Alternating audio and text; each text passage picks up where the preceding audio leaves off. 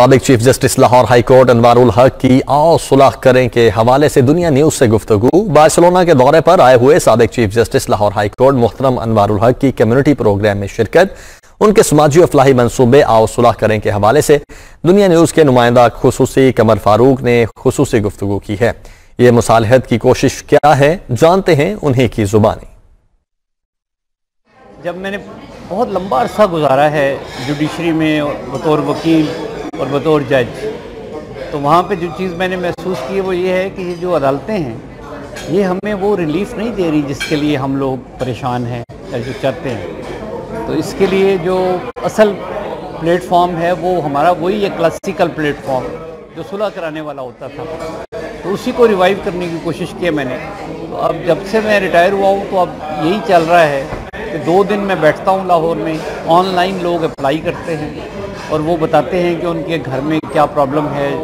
ज़्यादातर हम कर रहे हैं मैट्रिमोनियल डिस्प्यूट को प्रेफरेंस दे रहे हैं। प्रेफरेंस इसलिए दे रहे हैं कि लाखों मुकदमे तलाक के इस वक्त पाकिस्तान में हैं।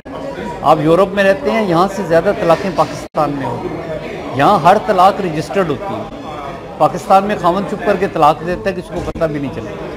तो उन बच्चों को बुला रहे हैं जिनके छोटे छोटे आगे बच्चे हैं, कई साल अदालतों में बच्चियां धक्के खाती हैं अपने खर्चे के लिए, अपने हक महर के लिए, जहेज़ के सामान के लिए और ख़ास तौर पे बच्चों की तकसीम के लिए। तो ये सारा प्रोसेस वहाँ बड़ा अल्लाह का शुक्र है कि 2 दिन मेरे बैठने से काफ़ी सारी लोगों के दरमियान सुलह हो जाती है और वो अपने जो इश्यूज़ हैं उनको हमारे साथ बैठ के रिज़ॉल्व कर रहे हैं। पहले तो मेरा ख्याल ये था इस प्रोजेक्ट को शुरू करने से पहले कि शायद मुआशी जो प्रॉब्लम्स हैं वो ज़्यादा हैं कि हर बच्ची शादी के बाद अपना एक अलग घर बनाना चाहती है।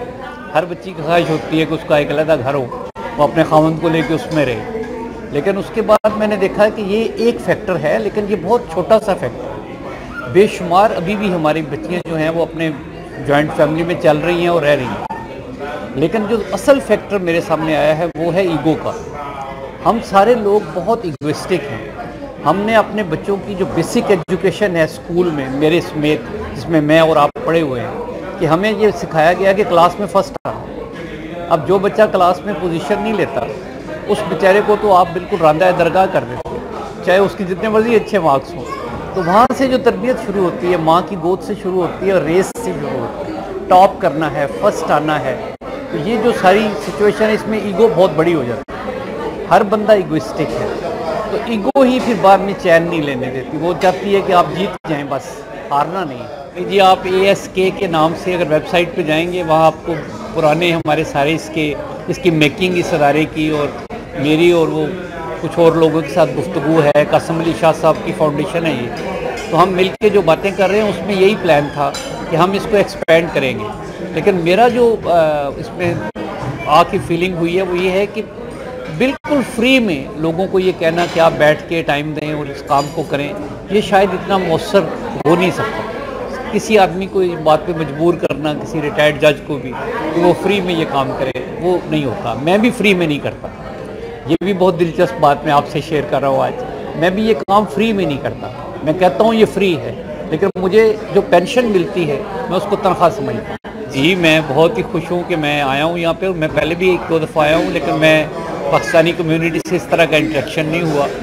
ये कदीर खान साहब की वजह से मुझे आज इस फंक्शन में भी इनवाइट किया गया है। ये मेरे जानने वाले हैं, दोस्त हैं बहुत। तो मेरा ये ख्याल है कि हमें यहाँ पे अपने आप को यूरोप में अपने बच्चों को ज़्यादा से ज़्यादा एजुकेट करने की ज़रूरत है। अगर हम एजुकेशन में पीछे रह गए तो फिर हम उन लोगों का मुकाबला नहीं कर सकते जो यहाँ पे ऑलरेडी सेटल्ड है।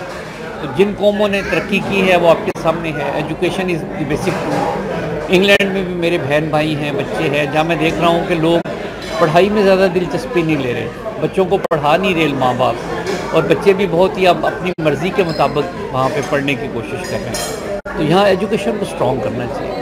देखिए जो पढ़ा लिखा आदमी पाकिस्तान से बाहर भी आता है, आप लोग जो पाकिस्तान से बाहर आके अपना काम कर रहे हैं, एक तरह से पाकिस्तान ही का काम कर रहे हैं। आपको पता है कि जो सबसे बड़ी जो हमारे लिए इस वक्त जो हमारी इकॉनमी में जो रीढ़ की हड्डी है वो आप लोगों की रेमिटेंस है। तो मैं नहीं समझता कि एक बच्चा जो हम पढ़ा देते हैं, डॉक्टर बना देते हैं, इंजीनियर बना देते हैं, लोग कहते हैं ब्रेन ड्रेन हो रहा है। मैं कहता हूँ हो रहा है, लेकिन वो ब्रेन ऐसे ही ड्रेन नहीं हो रहा, उसके बदले में पाकिस्तान की इकॉनमी बेहतर हो रही है। हमें और ज़्यादा बच्चों को पढ़ाना चाहिए, और ज़्यादा बच्चों से इनकरेज करना चाहिए। तो दुनिया में कंपटीशन है, ग्लोबल वर्ल्ड है, अब ग्लोबल विलेज में रहते हैं हम। अब किसी बच्चे का स्पेन में बैठ के काम करना या पाकिस्तान में बैठ के काम करना बराबर है। उसके अंदर सिर्फ जज्बा हुब्बुल वतनी रहना चाहिए, अपनी ज़मीन से मोहब्बत रहनी चाहिए, पाकिस्तान के बारे में उसकी जज्बात पॉजिटिव होने चाहिए, सिंबॉलिकली वो पाकिस्तान की निशानी होना चाहिए। उसको जिसको देख के लोग कहें कि ये पाकिस्तानी बच्चा है और ये पाकिस्तानी आदमी है और ये एक हमारी कम्युनिटी के लिए मुफीद आदमी है। कोई हमें खुदा न खास्ता ये ताने ना मिले कि पाकिस्तानी हमारे लिए बोझ है या हमारे लिए प्रॉब्लम है।